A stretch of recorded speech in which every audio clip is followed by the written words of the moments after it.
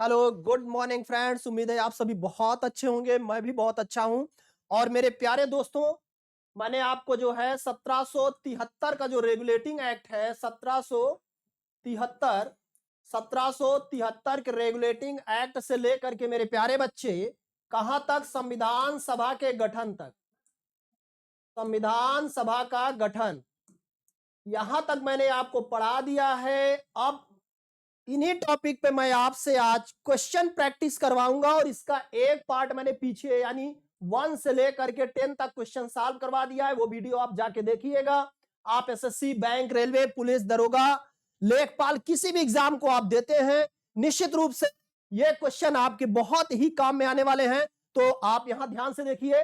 Question number 11 दिया गया है आपके सामने कि संविधान सभा में उद्देश्य प्रस्ताव निम्न में से किस एक के द्वारा प्रस्तुत किया गया था। तो निश्चित रूप से मेरे प्यारे बच्चे यहां पर देखिए, एक ही क्वेश्चन में, एक ही प्रश्न में कई फैक्ट मौजूद होते हैं। थोड़ा उस पर भी आपको ध्यान देना होगा। और यदि आपकी तैयारी थोड़ी ठीक ठाक है तो आपका रिवीजन भी हो जाएगा। और यदि आप मान लीजिए पहली बार वीडियो को सुन रहे हैं तब भी कोई बात नहीं, एक साथ मैं आपको कहानी की तरह कई फैक्ट जो है तैयार करवाने का पूरा प्रयास करूंगा। तो ध्यान से देखिए, क्या कह रहा है कि संविधान सभा में उद्देश्य प्रस्ताव निम्न में से किस एक व्यक्ति के द्वारा प्रस्तुत किया गया था। तो उद्देश्य प्रस्ताव को समझने के लिए थोड़ा सी कहानी में आना पड़ेगा कि मेरे प्यारे बच्चे 9 दिसंबर 1946 को संविधान सभा ने 9 दिसंबर 1946 को संविधान सभा ने डॉक्टर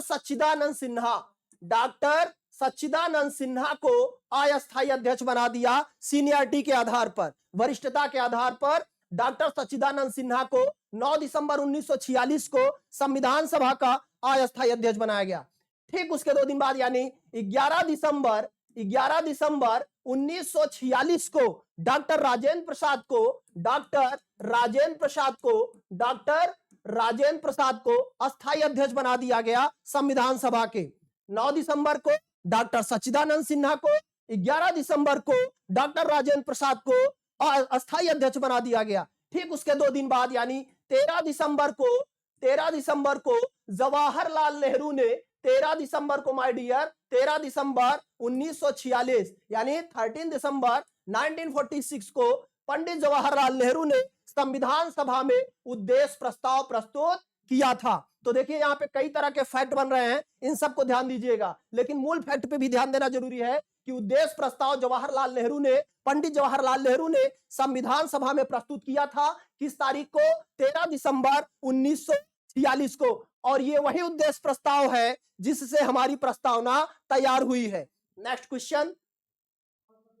अब देखिए आपके सामने अगला क्वेश्चन बहुत ही प्यारा क्वेश्चन है कि संविधान सभा का संवैधानिक सलाहकार कौन है। आजकल कुछ लोग संवैधानिक सलाहकार जो थे उन्हीं को संविधान निर्माता घोषित करने का प्रयास कर रहे हैं, जो कि बहुत ही गलत है। आप यहां पे ध्यान दीजिए कि संविधान सभा का संवैधानिक सलाहकार कौन था। तो मेरे प्यारे बच्चे, संविधान सभा का संवैधानिक सलाहकार वी.एन. राव थे। संविधान सभा का संवैधानिक यानी कॉन्स्टिट्यूशनल जो एडवाइजर थे, संवैधानिक सलाहकार थे, वो मिस्टर वी.एन. राव थे।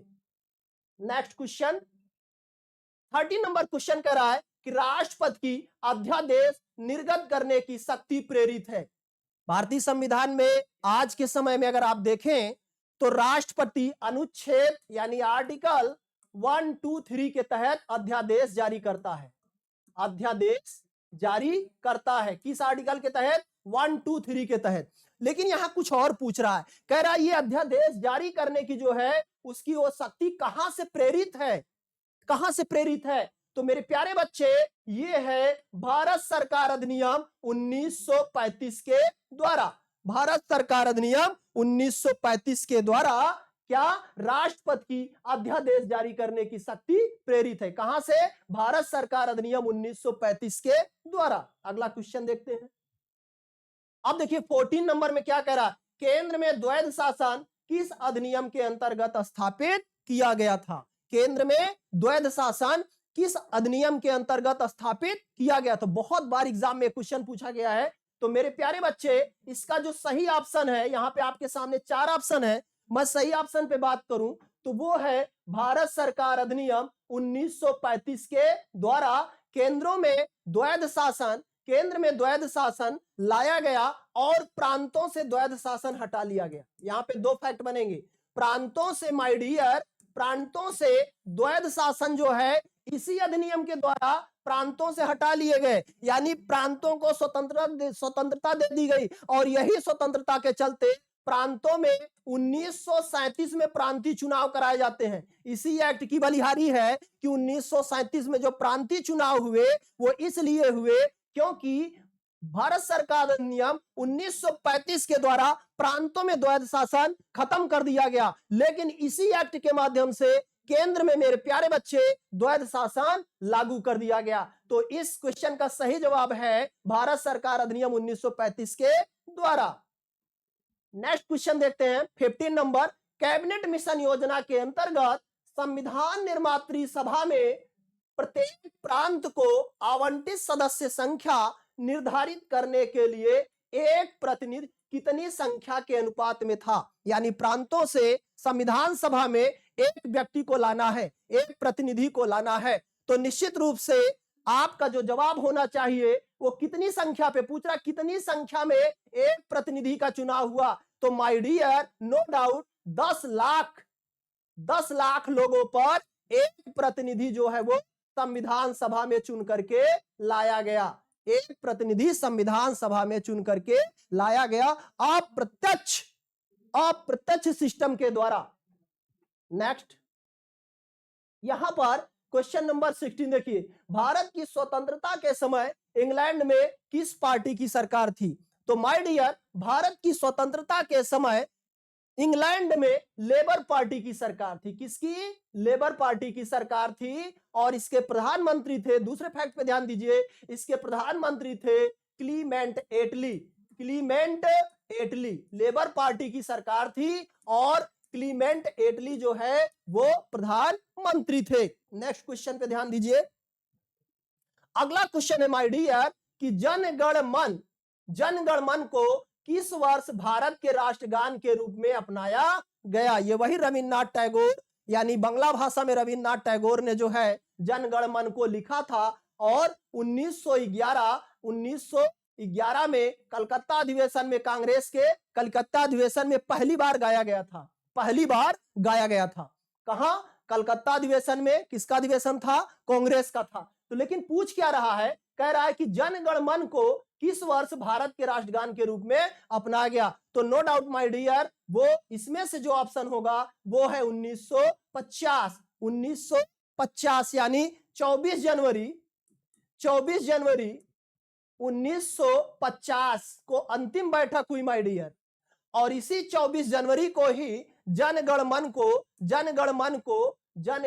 मन को जो है भारत के राष्ट्रगान के रूप में स्वीकार कर लिया गया। हालांकि यहाँ पे जो है तारीख नहीं दिया है, केवल जो है वो ईयर दिया है, यानी सन दिया है, तो वो होगा 1950।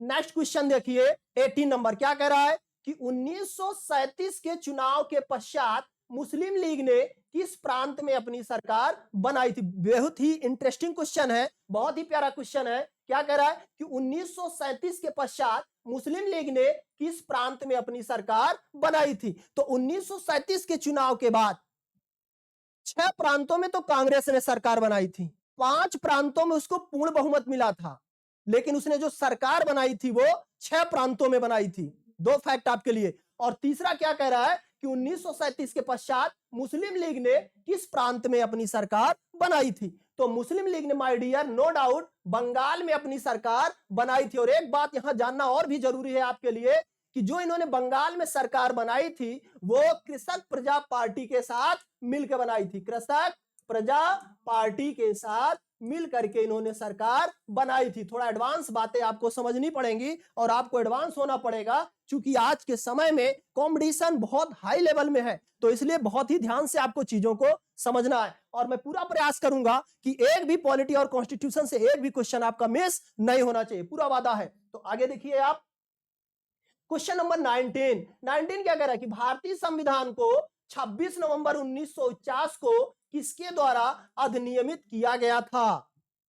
किसके द्वारा अधिनियमित किया गया था? तो ऑप्शन के अनुसार देखते हैं, संविधान सभा द्वारा, भारतीय संसद द्वारा, ब्रिटिश पार्लियामेंट द्वारा, भारत के गवर्नर द्वारा। तो बाकी 3 ऑप्शन यहां पर गलत है माय डियर। पहला ऑप्शन है संविधान सभा के द्वारा। किसके द्वारा? संविधान के सभा के द्वारा। संविधान सभा के द्वारा। जब आप प्रस्तावना पढ़ेंगे तो वहां आपको यह बात और भी बेहतर से समझ में आ जाएगी कि वह प्रस्तावना में लिखा है, जब इसको अडॉप्ट कर रहे हैं तो वहां पर लिखा हुआ है, सीधा सीधा प्रस्तावना में बात लिखी हुई है। तो भारतीय संविधान को 26 नवंबर 1949 को किसके द्वारा अधिनियमित किया गया माय डियर? तो वो है संविधान सभा के द्वारा।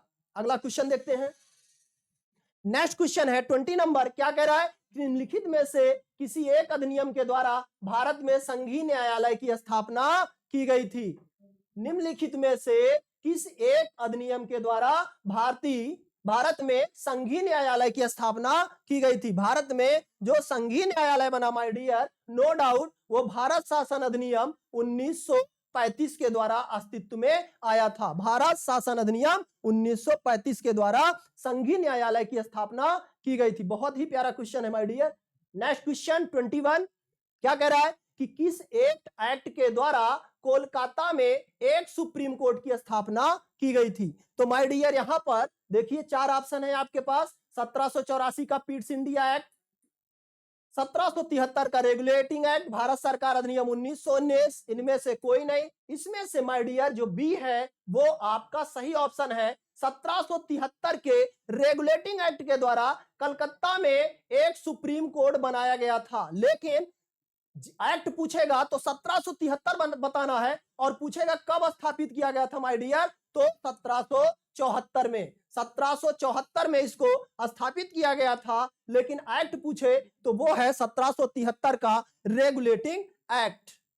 Next question 22। संविधान सभा द्वारा भारतीय संविधान पर हस्ताक्षर कब किया गया था? तो माय डियर वो तारीख है 24 जनवरी 1950। 24 जनवरी 1950 कौन सी तारीख है माय डियर? 24 जनवरी 1950। अभी हमने आपसे बताया इसी दिन जनगण मन को भी अपनाया गया था। जनगण मन को भी अपनाया गया था, और ये वही तारीख है जब संविधान सभा पर हस्ताक्षर भी किया गया था। और एक फैक्ट है कि ये संविधान सभा की आखिरी बैठक है। संविधान सभा की आखिरी बैठक है। संविधान सभा द्वारा संविधान पर हस्ताक्षर भी इसी तारीख को किया गया, और उसके साथ साथ जनगण मन को भी इसी तारीख को जनगण मन को भी स्थान दिया गया। भारत में इसको अपना लिया गया भारतीय संविधान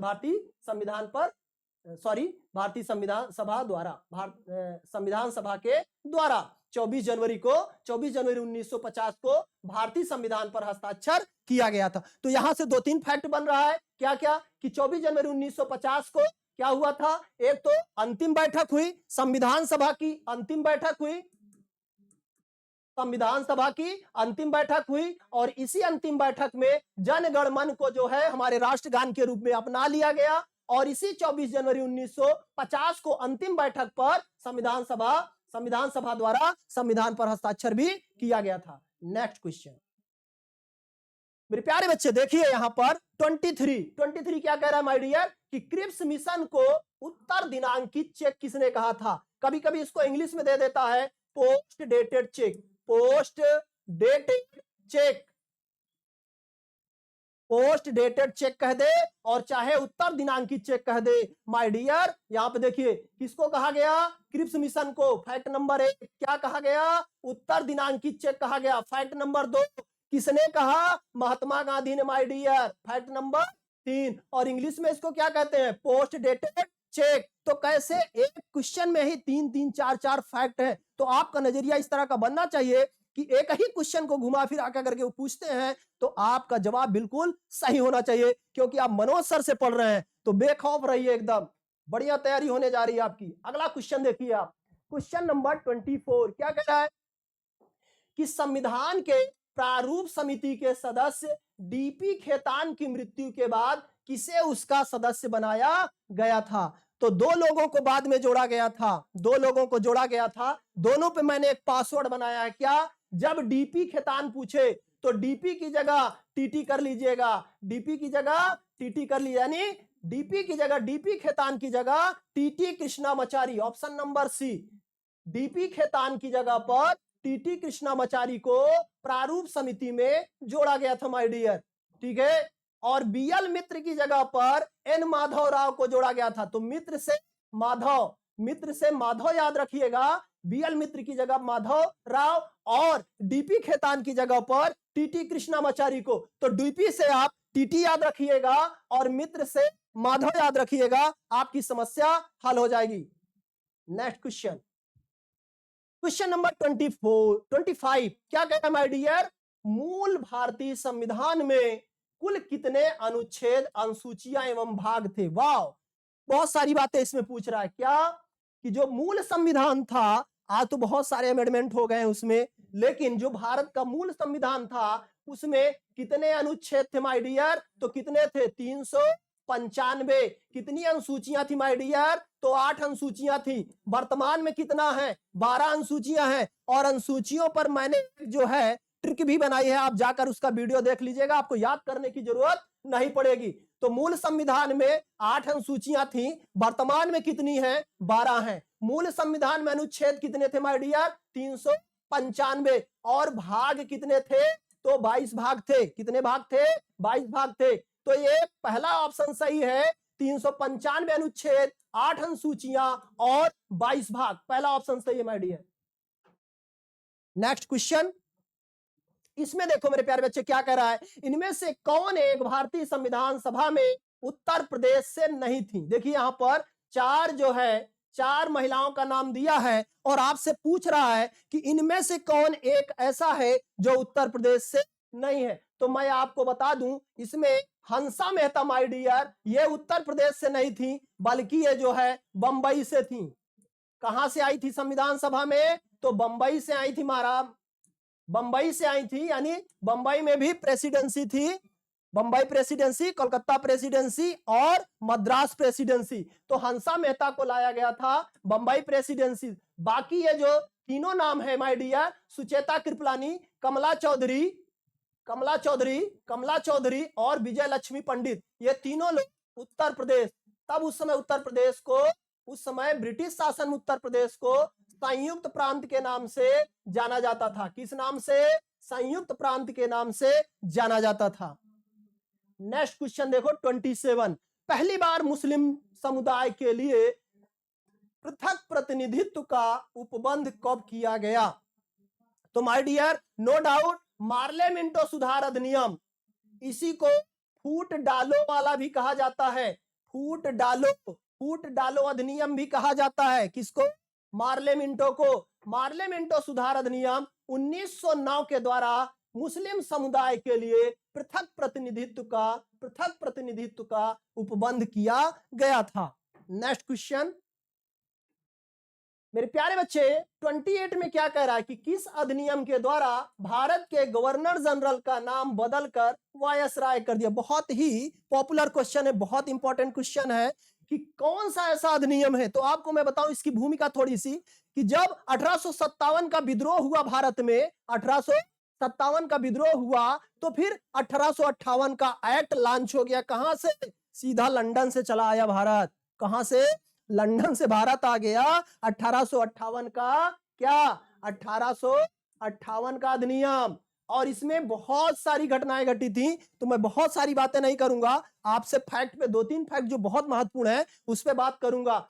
एक तो इस अधिनियम के द्वारा 1858 के जो अधिनियम है, इसमें माय डियर जो पहले से बोर्ड ऑफ डायरेक्टर और board of control, board of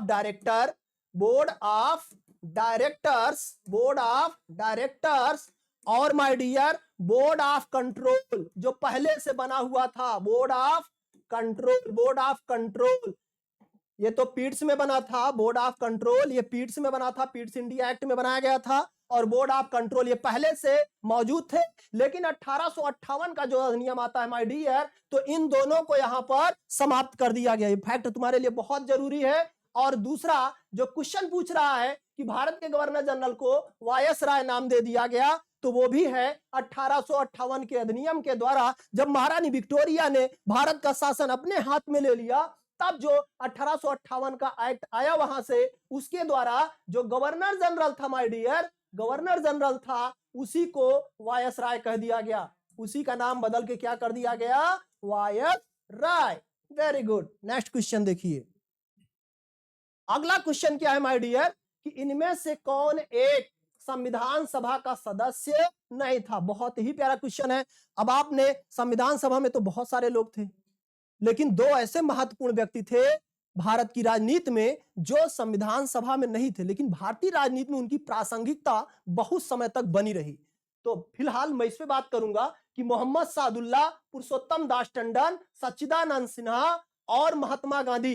कह रहा है इन चारों हस्तियों में से कौन ऐसा है जो संविधान सभा का सदस्य नहीं था? तो नो डाउट मेरे प्यारे बच्चे, महात्मा गांधी जो है वो संविधान सभा के सदस्य नहीं थे। उसी तरह से जिन्ना भी जो है भारतीय राजनीति का एक ऐसा प्रमुख चेहरा है और बहुत ही इंपॉर्टेंट चेहरा है, लेकिन वो भी संविधान सभा के सदस्य नहीं थे, और महात्मा गांधी भी संविधान सभा के सदस्य नहीं थे।